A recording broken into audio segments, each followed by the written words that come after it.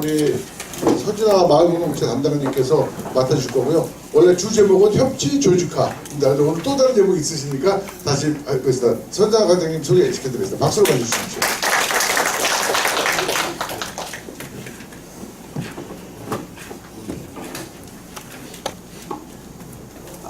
반갑습니다. 서울시 지역공동체 담당관 서진아입니다. 이걸 이제 협치 책임자 교육 기획을 하면서 저보고 한번 강의를 해보는 게 좋겠다라는 이야기를 듣고 딱 강의 요청이 들어오면 보통은 흔쾌히 수락을 합니다. 근데 그 이후에 끊임없이 고민을 했어요. 도대체 무슨 이야기를 할 수 있을까? 듣고 싶은 이야기가 뭘까? 라고 했는데 결국 제가 잡은 제목은 협치의 역동성은 어떻게 만들어지나. 어떤 느낌이 드세요? 멋있습니다. 제목만 멋있죠. 제목은 멋있어. 제가 생각하고 역시 제목은 잘 뽑았어. 그런데 그 내용을 글로 만들려고 하다 보니까 딱히 할 말이 없는 거예요. 이게 사실 우리의 고민이잖아요. 다들 이제 협치 책임자 교육으로 오셨으니까 이 협치를 해내는데 이걸 도대체 어떻게 하면 잘할 수 있는가? 그 구체적인 방법이 뭘까 하는 게 이제 듣고 싶은 것일 텐데 나중에 들어보시면 아시겠지만 사실 너무 빤한 이야기예요. 근데 이제 교육이라는 게 그렇잖아요. 여러분들이 다양한 교육에 들어가 보면 이때까지 교육을 받은 것만 치면 초등학교 때부터 대학교에 이르기까지 또는 그 이후에 활동을 하면서 받은 여러 교육들이 있지만 들을 때 아하 또 어떤 건 굉장히 좋았구나 하지만 그게 사실 일주일 안 갑니다.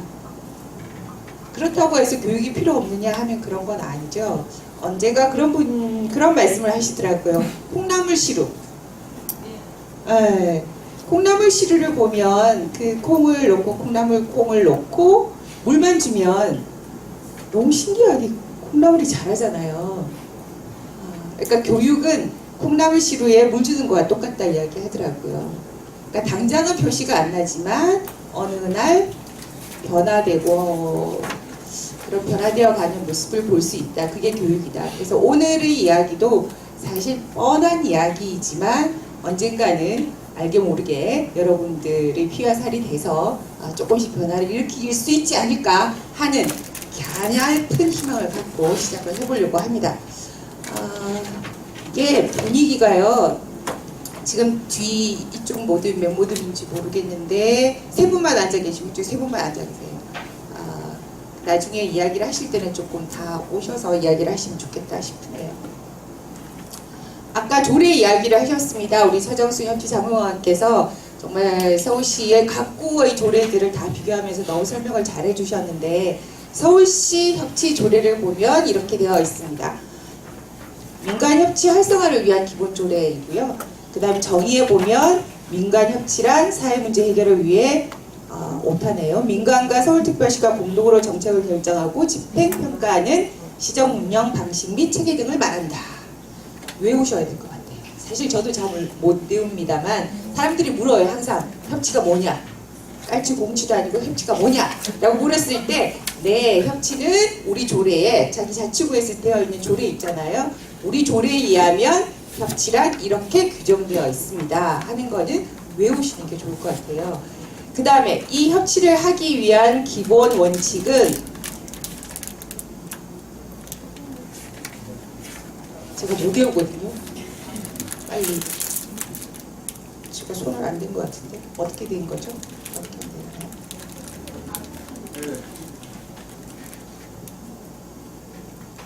아예 저기서 사라졌어요.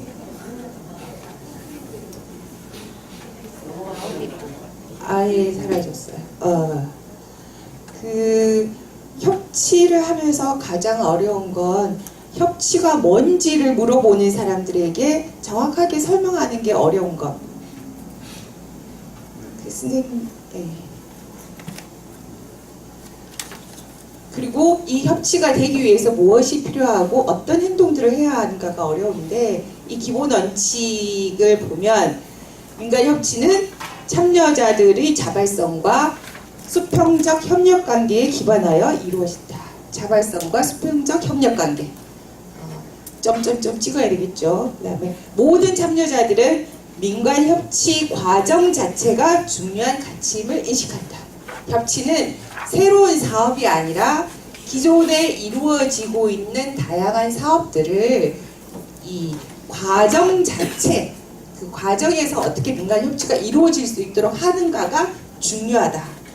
세 번째, 민간 협치의 모든 과정은 민간과 시의 상호 신뢰를 바탕으로 한다. 신뢰가 중요하다는 거죠. 사실은 조례를 만들 때 서대문구처럼 서울시 조례를 만들 때도 엄청난 노력을 했습니다. 내부에 TF도 꾸려서 뭐 하고 그 다음에 의원들한테 설명도 하고 뭐 이런 활동들을 하면서 만들어진 건데, 그러니까 우리가 갖고 있던 고민들을 다 담는 거예요. 근데 막상 조례가 제정되고 나면 그 다음에 전혀 안 들여다봅니다. 조례에서 우리가 담고자 했던 가치는 저기 책상 서랍에 갖다 놓고 그것이 중요하다고 하는 내용을 별로 안 들여다봐요. 그래서 이미 오늘 오신 분들이 계시는 자치구에서는 조례들이 대부분 있으니까 그 조례에 뭐라고 담겨 있는지를 다시 한 번 더 들여다보시고, 아, 그것이 다른 사람들한테 설명되어야 한다. 그 다른 사람에 대한 이야기는 조금 이따 해보도록 하겠습니다.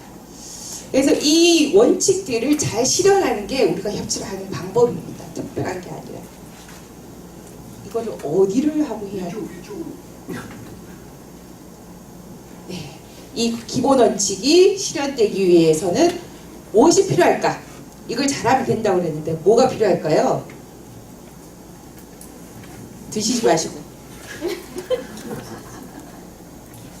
미안합니다. 먹고 있는데 이 기본 원칙이 실현되기 위해서 뭐가 필요할까요? 만나야 될 것 같아요. 만나야 될 것 같습니다. 좋으신 말씀입니다. 네, 적극적으로 먼저 움직여야 될 것 같습니다. 훌륭하십니다. 우리 그 두 가지 같이 하면 이런 사람들이 보통은 우리가 무엇을 하기 위해서 가장 중요한 건 이런 이야기들을 많이 합니다. 인프라가 깔려야 한다. 제도, 협치 제도, 뭐 조례를 비롯해서 그 다음에 평가, 특히나 공무원들에 대한 평가가 중요하다. 공무원들이 승진 제도를 비롯해서 성과를 따지는 것, 이런 것들을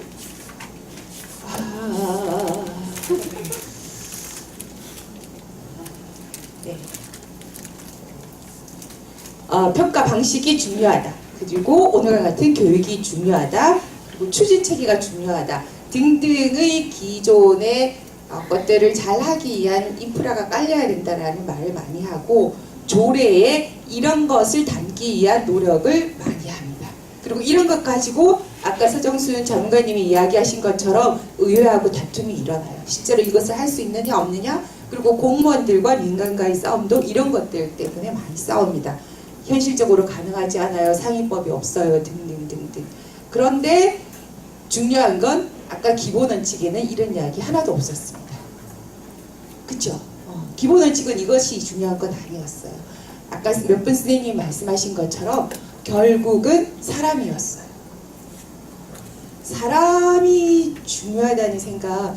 지금 새 정부 들어서 이전 이명박 정부나 박근혜 정부에서 있었던 법과 제도가 바뀐 게 있습니까? 아직 바뀐 거 없어요.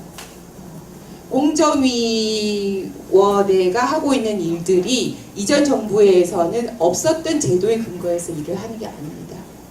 김상조 위원장이라고 하는 사람이 들어오니까 이전에는 가능하지 않았던 것들이 들어가게 되는 거죠. 그러니까 어떤 사람이 일을 하느냐가 가장 중요합니다. 또 그 사람이 기존에 있던 제도나 아니면 새로운 제도를 만드는 것도 어떤 가치와 철학에 의해서 하는가가 훨씬 더 중요합니다. 그럼 우리는 사람을 봐야 되는 거예요. 지금 이 네트워크 지도 그리기 하셨는데 다 채우신 분 힘드시죠? 우린 실제로 협치, 사람이 중요하다 이야기하고 있지만 별로 사람에 천착하고 있지 못하는 건 사실입니다. 그럼 이 사람, 중요한 사람을 우리가 함께하는 울타리로 만들기 위해서 필요한 건 뭘까? 그걸 조금 구체적으로 들여다볼까 합니다. 그래서 어떤 걸로 설명을 해드리면 좋을까라고 생각하다가 이런 걸 해봤어요. 이건 뭐 자기 개발서나 보호망 뭐 이런 사람들이 하는 것도 아니고요. 그냥 제가 그냥 순전히 제 마음속에, 제 머릿속에 있는 거를 가지고 설명을 하는 거고요. 그리고 지금 제가 설명드린다고 해서 제가 완벽하게 잘하고 있는 건 결코 아니겠죠. 다들 이런 마음속에 난 이래야지라는 생각을 갖고 있다는 것만 알아주시고, 육하원칙을 이야기하는 건 보통 보도문을 쓸 때 여기에 기초해서 쓴다라고 되어 있지만 그 보도문하고 상관없이 우리가 무언가를 할 때, 어떤 사람을 볼 때 이런 관점에서 좀 보면 좋지 않을까라는 생각을 합니다. 현장에서 공무원분들도 그렇고, 그리고 민간에서 오신 분들도 다양한 사람들을 만납니다. 연배들도 대충 있으시니까 지금 하는 일과 상관없이도 많은 분들을 보셨을 거예요. 사람에 대해서 어떤 생각들을 갖고 계시나요? 제가 며칠 전에 어떤 자리에서 이런 말을 했어요. 사람이 그렇게 합리적인 동물이 아니잖아. 그랬더니 거기 있는 모든 사람들이 그래 맞아 하고 박수를 친 적이 있어요. 도대체 왜 저럴까 저 사람은. 이거 순간순간 막 화가 나게 됩니다. 근데 사람은 결코 합리적인 동물이 아닙니다. 합리적이고 싶어 하는 사람도 사실은 별로 없습니다. 합리적인 인간 별로 재미없거든요. 그럼 우리가 사람을 볼 때, 협치를 통해서 만나는 사람을 볼 때 어떤 걸 좀 주의 깊게 봐야 될까? 다른 사람을 볼 때와 자기 자신을 볼 때를 조금 구분해서 생각을 해봅시다. who, why, where, when, what, how 이렇게 했는데, 자, who, 저 사람은 누구냐? 공무원이냐? 이분 공무원이 아니구나. 공무원이냐? 민간이냐? 협치 지원관이냐? 아니냐? 민간에 어떤 거로 갖고 오신 분이냐? 이름이 권태원 선생님이냐? 김싱싱 선생님이냐? 이은주 선생님이냐? 이름에서부터 그 사람이 정말 누구인지를 정확하게 객관적으로 보기 위한 노력을 하는 것. 그 다음에 왜 저 사람은 저 일을 할까? 왜 할까? 실제로 이 일을 하는 이유는 굉장히 다양할 수 있습니다. 돈 때문에 할 수 있죠. 당장 생활비를 벌어야 되는 문제도 있고, 그 다음에 좀 놀고 먹기는 뭐 하니까 조금 해보는 것도 있고, 권력욕이 있을 수도 있습니다. 난 좀 사람 명예욕도 있을 수 있고, 제가 제일 이해 안 되는 것 중에 하나가 교회 장로님들인데, 장로를 하면 월급이 나오는 것도 아니거든요. 근데 큰 교회일수록 장로 선거를 할 때 몇 천만 원씩 씁니다. 선거를 하기 위해서. 도대체 왜 저러실까? 그 명예욕이에요, 정말. 뭐 대단한 권력이 있는 것도 아닌데 명예욕. 그럼 명예욕이 있을 수 있죠. 저 국회의원은 왜 저렇게 하려고 애를 쓸까? 뭐 이런 것들이, 그 사람은 왜 저 일을 하는가를 들여다보는 것. 그 다음 왜요? 저 사람이 있는 자리가 어디인지, 한과의 주무관인지 팀장인지 과장인지, 협치 지원관인지 자문관인지, 어떤 위치에서 저 일을 하는가를 이해해 주는 거 굉장히 중요하다고 생각합니다. 그 다음에 언제 어떤 행동을 할 때, 우리가 협치 회의를 할 때 하는 발언과 그 다음에 자유스럽게 만났을 때 하는 발언이 다르기 마련입니다. 달라야 정상이죠. 평상시 편하게 이야기하는 거와 공식적인 자리에서 하는 거는 다른 게 정상일까요? 아닐까요? 다른 게 상식적이라고 생각을 하지 않으십니까? 섭섭하다는 마음이 있는 것과 그것이 현실적으로 그럴 수밖에 없다는 걸 인정하는 건 다르다고 생각합니다. 제가 오늘 이 자리에서 하는 이야기와 비슷한 주제를 갖고 다른 자리에서 다른 톤으로 이야기를 할 수가 있겠죠. 의원님들을 모셔놓고 이런 이야기를 할 수는 없지 않겠어요? 비슷한 주제라 이야기한다 하더라도 제가 만약에 의원님들을 모셔놓고 협치의 역동성은 어떻게 만들어질까라고 하면 의원님들의 시선에서 가장 적합한 용어를 찾아서 이야기를 해야 될 것 같습니다. 그런 식으로 언제 이런 이야기를 하는가, 그 일의 앞뒤에 어떤 맥락이 있는지를 파악하는 것은 중요할 것 같습니다. 구청장님을 만나고 난 이후에 과장 미팅을 했을 때와 구청장을 만나기 전에 과장 미팅을 했을 때는 다를 수가 있죠. 민간의 입장에서 마찬가지로 협치회의를 잘 끝나고 났을 때 협치협의회 위원장님을 만났을 때와 협치협의회를 준비하기 이전에 협치협의회 위원장을 만났을 때 해야 되는 톤이 달라질 수가 있는 거죠. 이야기의 핵심 내용이 달라진다는 것보다 뭐 그런 등등의 기술이 필요한 겁니다. 저는 오늘 아주 정말 디테일한 스킬에 대한 그 수다를 좀 떤다고 생각하고 이 이야기를 합니다. 그 다음에 무엇을 하고 싶어 하는가, 정말 저 사람이 무엇을 하고 싶어 하는가. 내년에 지방선거가 있습니다. 지방선거에 관심을 갖는 분들이 굉장히 많으시죠. 일단 출마를 앞두고 있는 분들 관심이 많으실 거고요. 그 다음에 그 잡무를 해야 되는 공무원들이 지방선거에 대한 관심은 또 다를 수 있습니다. 민간위원들은 우리가 협치를 한다고 만난 이 민간위원들 중에 이 정치적인 성향에 따라서 여러 가지 입장이 나눠질 수 있는데 여기에서 갈등이 있을 수도 있다라고 하는 것을 생각하면 여기 오신 분들 중에서는 골치 아플 분들도 많이 있을 것 같습니다. 그러니까 무엇을 하려고 하는지, 다른 사람이 무엇을 하기 위해서 하는지를 조금 더 면밀히 살펴볼 필요가 있다. 그 다음에 다른 사람이 어떤 문제를 풀어가는데 어떤 방식을 취하는가, 저 방식이 괜찮은 방법인지 아니면 안 좋은 방법인지를 타산지석으로 배우기 위해서 저는 이건 필요하다고 생각합니다. 그렇다고 한다면 타인을 바라볼 때 이건 평가를 하는 게 아니고요. 우리가 사람은 평가를 하려고 하는 습성이 있습니다. 내가 굉장히 대단한 사람도 아닌데 누군가가 어떤 행동을 하거나 무엇을 하면 그래, 저 사람 좀 괜찮네. 생김새가 아니라 저 사람은 좀 하는 게 마음에 안 들어. 뭐 이런 마음속의 자기 나름대로의 평가를 하려고 하는데, 일단 여러분들은, 여기 오신 분들은 평가를 하려고 하는 게 아니라 그렇구나, 저 사람은 그렇구나 하는 것을 그냥 그대로 받아들이기 위한 훈련을 조금 더 우리는 해야 되는 게 아닐까 싶고요. 그 다음에 자기 자신을 한번 되돌아봅시다.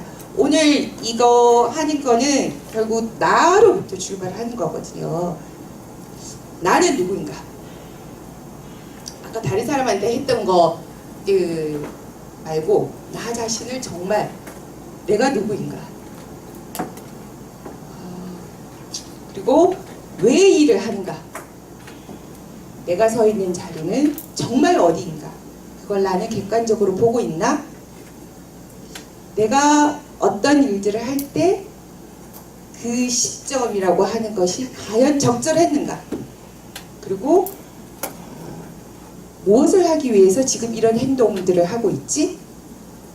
그리고 어떤 방법을 써야 할까? 이런 걸 자기 자신을 객관적으로 돌아보기 위한 훈련들을 해야 되지 않을까라는 생각이 듭니다. 이 중에서 조금만 이야기를 해보려고 해요.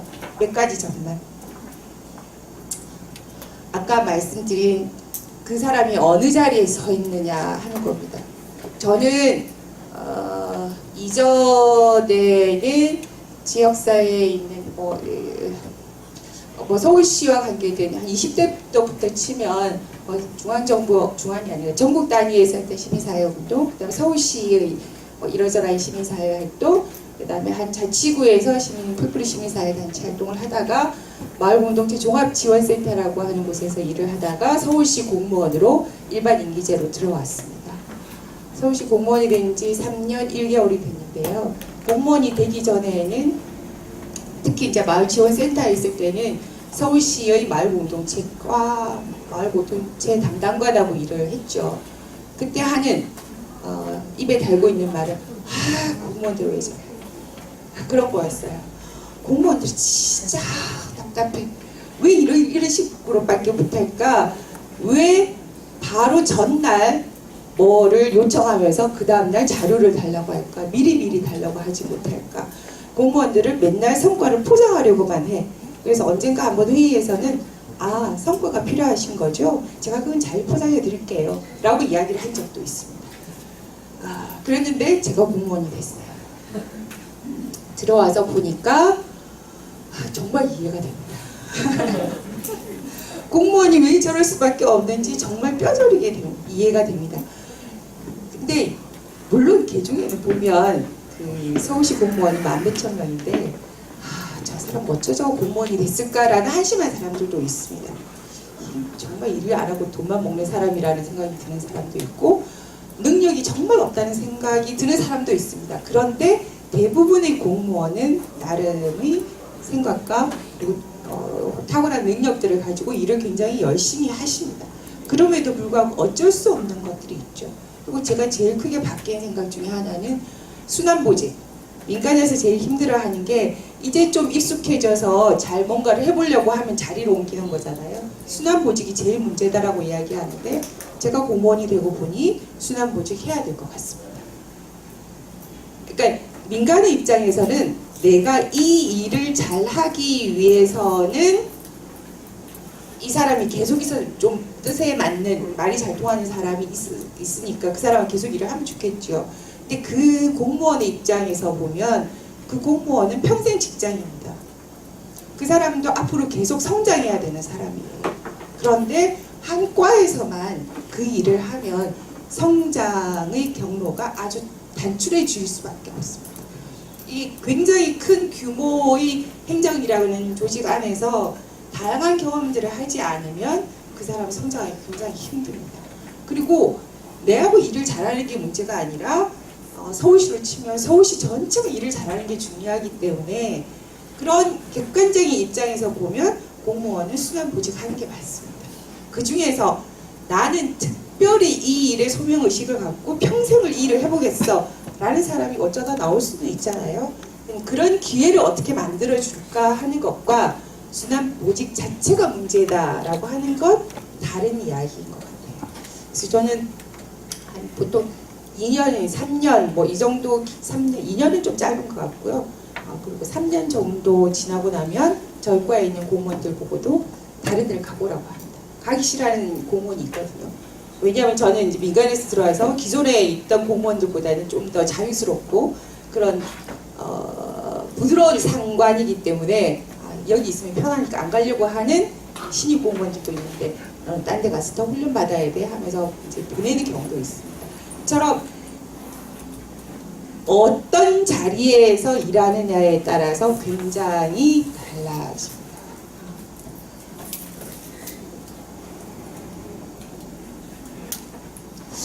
이게 좀 문제가 있네요. 단적으로 표현하는 말이 드라마 송구 보셨어요? 그 노조 문제를 다룬 이야기였는데 거기에 나오는 유명한 대사 서 있는 자리가 다르면 보이는 것이 다르다. 네. 공무원에 대해서 같이 일하는 공무원에 대해서 어떤 입장을 가질 것인가 그 사람의 선자리에서 생각해 줘야 합니다. 마찬가지로 공무원들은 민간에 대해서 저 사람이 저 입장에서는 저런 말을 할 수밖에 없지 않겠나라고 하는 것을 이해하는 게 필요합니다. 민간이 공무원하고 똑같이 생각하고 똑같이 일할 거면 그게 왜 민간에 있겠어요? 그 사람들이 다 공무원으로 들어와서 일을 하면 그러면 될까요? 그렇지 않거든요. 민간이기 때문에 저런 이야기를 할 수 있고 어떤 경우에는 민간이 공무원 그 주무관으로서 팀장으로서 어떤 문제를 풀기는 힘든데 협의회의 민간위원회 이름으로는 문제를 해결할 가능성들이 있거든요. 그 자리가 갖고 있는 힘이라는 게 있을 수 있습니다. 이건 너무 뻔한 이야기인데 맨날 잊어먹게 되는 이야기 다시 한번 상기시켜 드리는 겁니다. 그리고 다시 한번 누구인지 내가 누구인지 돌아보는 거 필요한데, 저는 여기서 중요한 게 키퍼스. 여러분들은 지금 책임자 교육으로 오셨습니다. 책임자이신가요? 자기 지역사회, 자기 자치구에서 책임자이신가요? 어떤 위치에 계신가요? 아까 이야기한 그 어떤 자리에 있느냐 하는 것을 정확히 아는 것 중요하다 말씀드렸는데, 어떤 자리에 계십니까? 그러니까 직급을 이야기하는 게 아니라, 보통 키퍼슨을 이제 그 인터넷이나 뭐 백과사전 찾아보면 전략 기획자라고 기획을 하는 사람들이 나오는데, 그런 의미 말고 이 전략 기획까지 포함해서 어떤 일을, 우리 자치구의 협치라고 하는 일을 해 나가는 데 있어서 내가 맡고 있는 역할은 뭘까? 내가 서 있는 자리는 뭘까? 라고 하는 것을 정확하게 아는 게 저는 정말 중요하다고 생각을 합니다. 보면 예를 들면 어떤 사람은 지금 행정 내부의 조직을 보면 과장, 팀장, 주무관 있잖아요. 주무관이 가져야 할 역할들이 있는 거죠. 주무관으로서 일을 잘하는 능력이 있는 거고, 팀장으로서 일을 잘하는 능력이 있는데, 그거는 안 하면서 전략 기획만 잘하려고 하는 사람이 있습니다. 그럼 일이 잘 안 풀리는 거죠. 자기 일을 잘하면서 전략 기획이라고 하는 것을 해내는 능력이 필요한데, 공무원은 기본 나름의 오랜 제도 속에서 훈련되어 왔기 때문에 좀 그런 게 덜하지만, 민간의 경우에 그게 좀 심합니다. 나는 협치 지원관이면 그 조직, 자치구 내에서 협치 지원관이 가져야 할 기본적인 역할이 뭘까를 분명히 알고, 그 속에서 나는 단순히 이 일에 머무르지 않고 더 꿈을 갖고 역할들을 해내고 싶다, 키맨으로서의 역할을 하고 싶다라고 하면 그 역할들을 더 하는 것인데, 그런 거 안 하는 사람, 또는 그 사람의 위치는 분명히 키맨으로서의 역할을 해야 되는데 잘 모르는 사람이 있습니다. 아무것도 안 하고 그냥 직책만 가지려고 하는 사람이 있어요. 그러면 제가 A라고 하는 자치구에 협치 자문관이 어떤 분이 있습니다. 그런데 이 자문관은 사실은 민간에서 추천하지도 않고, 지금 현재 이 서울시 자치구에 그런 사람은 없는데, 예를 드는 겁니다. 청장이 그냥 자리 하나 만들어서 꽂은 사람이에요. 그러면 자기는 협치 지원관이에요. 어떻게 해야 될까요? 나는 키맨으로서 역할을 해야 되겠다라고 생각을 합니다. 그럼 자기가 직접 나서서 하면 조직의 전체 위기가 틀어지겠죠. 그 속에서 자기는 은근슬쩍 그 역할들을 하면서 자문관이 그렇게 무너지는 꼴은 안 만들어야 되는 어려운 지경이 있는 겁니다. 그러니까 그 자기 자신의 위치가 어디인가, 그리고 정말 내가 키맨을 하고 싶은가를 생각해 주셨으면 좋겠습니다.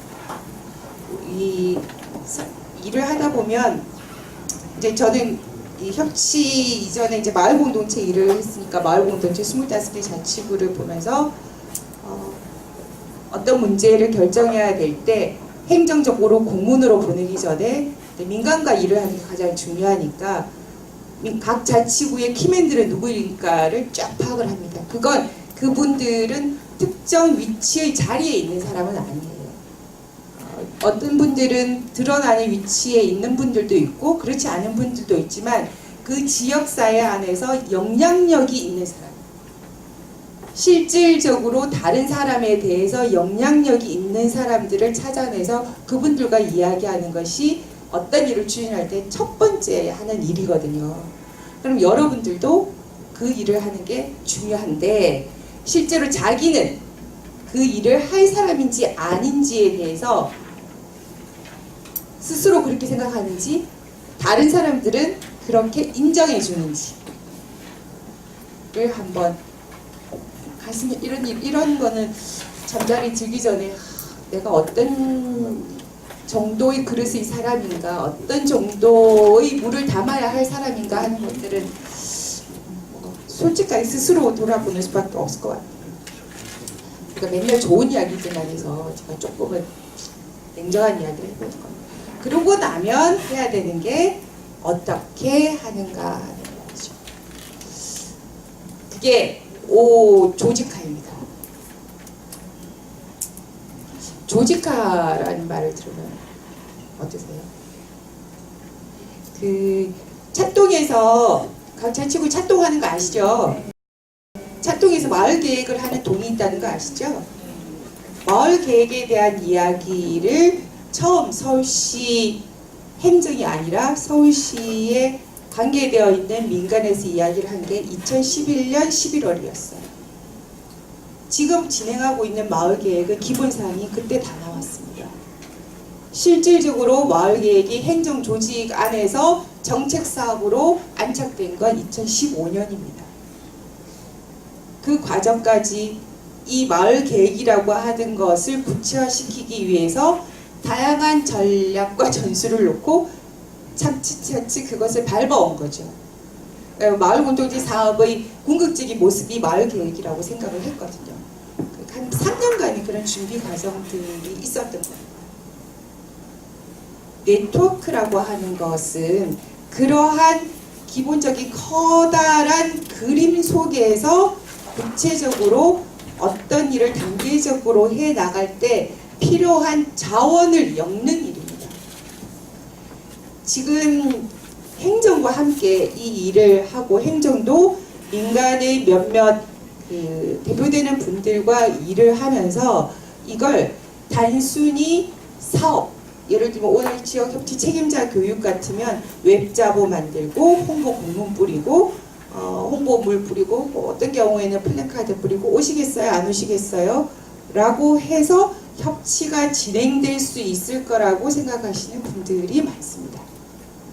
협치는 그렇게 해서 절대로 진행되지 않습니다. 어떤 일을 할 때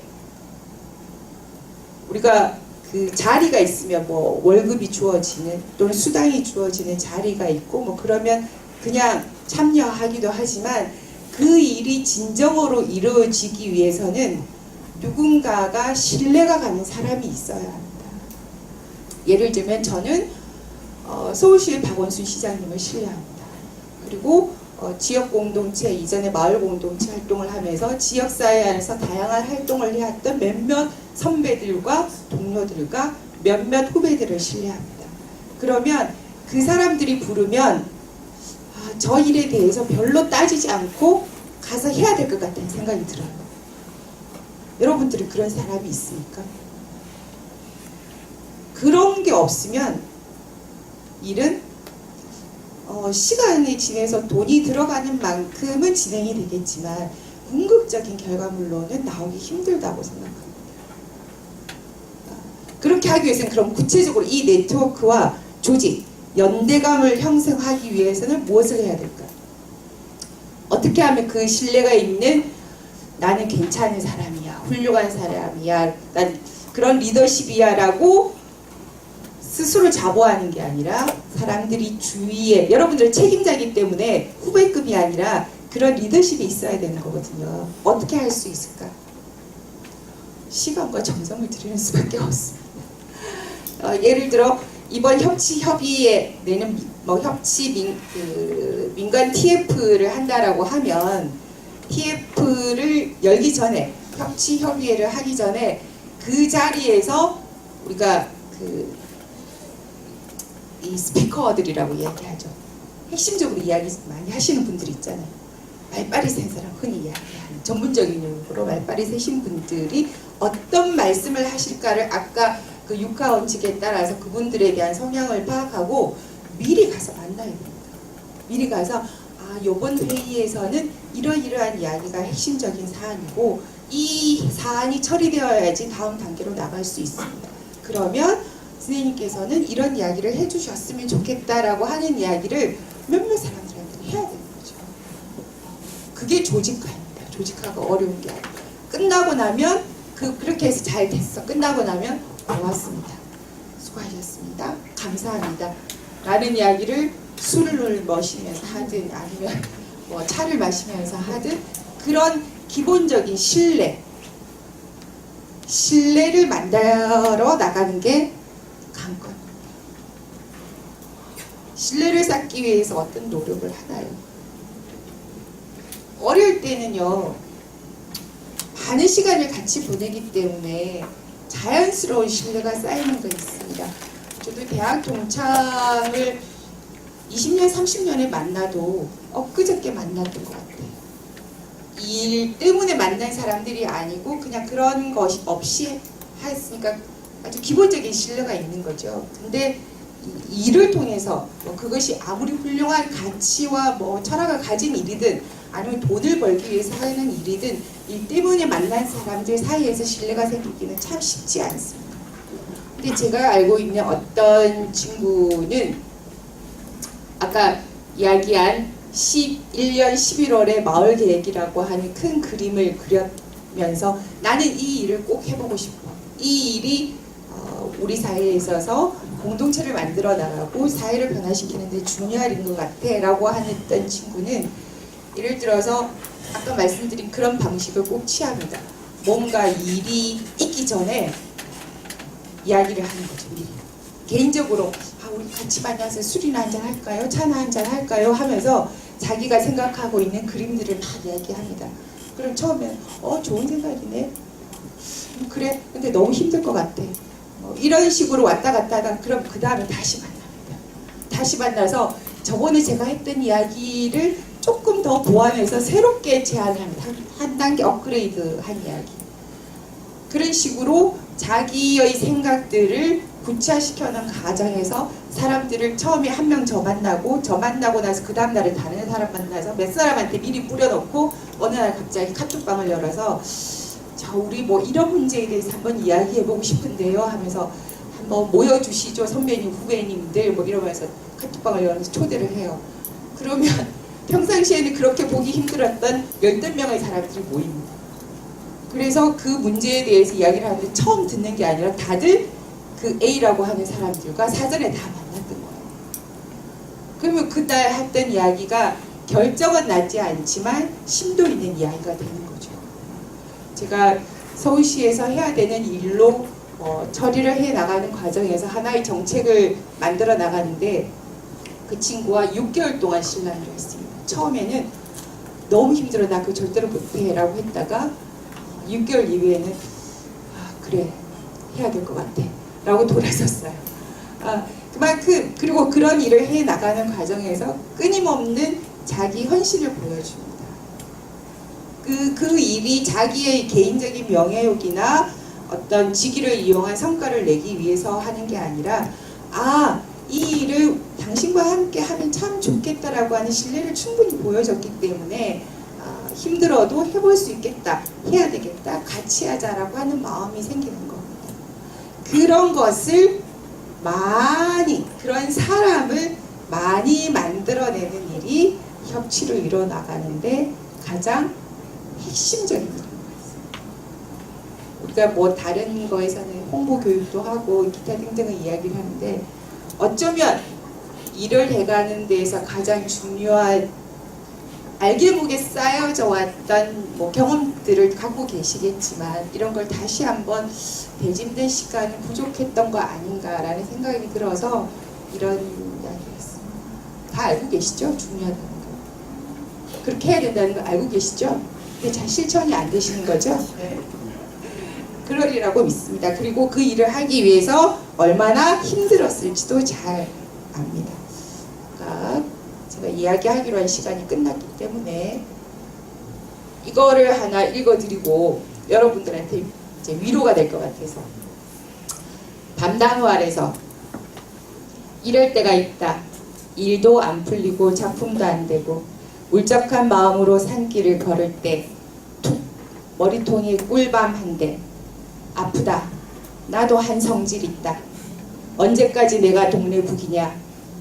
밤나무를 발로 퍽 찼더니 후두둑 수백 개의 밤토래에 몰매를 맞았다. 울상으로 밤나무를 올려봤더니 쩍 벌어진 털복숭이들이 하하하 웃고 있다. 나도 피식 하하하 따라 웃어버렸다. 맥값으로 토실한 알밤을 주머니 가득 담으며 고맙다, 애썼다, 장하다. 나는 내가 이거 떨어질 때까지 살아놓은 그 마음을 안다. 시퍼런 침묵의 시간 속에 해와 달을 품고 어떻게 살아오고 무엇으로 이고 온 줄 안다. 이 외진 산비탈에서 최선을 다해온 내 마음을. 박노해 씨가 쓴 시로 그러니 그대 사라지지 말아라 라는 시집 중에서 있는 겁니다. 여러분들은 어느 순간에 이 밤나무처럼 해와 달을 품고 수많은 시간들을 견뎌 오신 분들도 있을 거고 앞으로 이 협치라고 하는 긴 과정 속에서 그 일을 해야 되는 일에 처하시는 분들도 있을 겁니다. 또는 이 밤나무를 발로 차면서 성질을 부리기도 하고 사귀기도 하는 그런 분들일 수는 있습니다. 네, 커다란 환상도 가지지 마시고요. 그러나 점차적으로 지금 당장은 힘들지만 조금씩 바뀌어 나가려는 믿음도 있고 구체적으로 벌어지는 여러 가지 사건들 속에서 일비하지 마시고 묵묵히 굳건하게 저희가 내년 그리고 2년 뒤 이맘때쯤 협치라고 하는 과정 속에서 계속적으로 만날 수 있는 사람이기를 저는 그 마음이 제일 중요한 것 같아요. 예, 조금 하다 말지고 지금부터 그럴 생각이시면 힘든 일이니까 아예 시도하지 않기를 바랍니다. 이건 힘든 일이라는 걸 알고 협치 책임자라고 하면 담당 공무원이든 민간이시든 이건 빛나는 일이기보다 힘든 일이고요. 그래서 서로를 격려하면서 계속적으로 만날 수 있기를 바랍니다. 감사합니다.